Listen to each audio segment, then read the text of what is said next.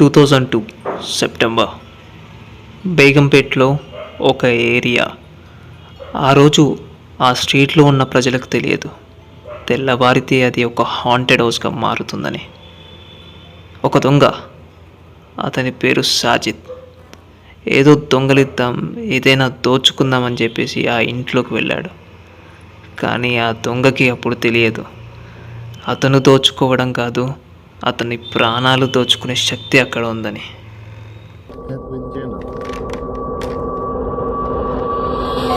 ఆ ఇల్లు చూస్తే బయట నుండి అంత చీకటిగా ఉంది.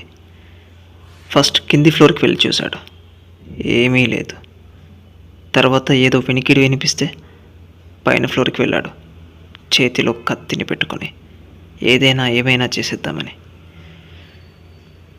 అక్కడ ఉన్నది చూసి చెమటలు పట్టేశాయి.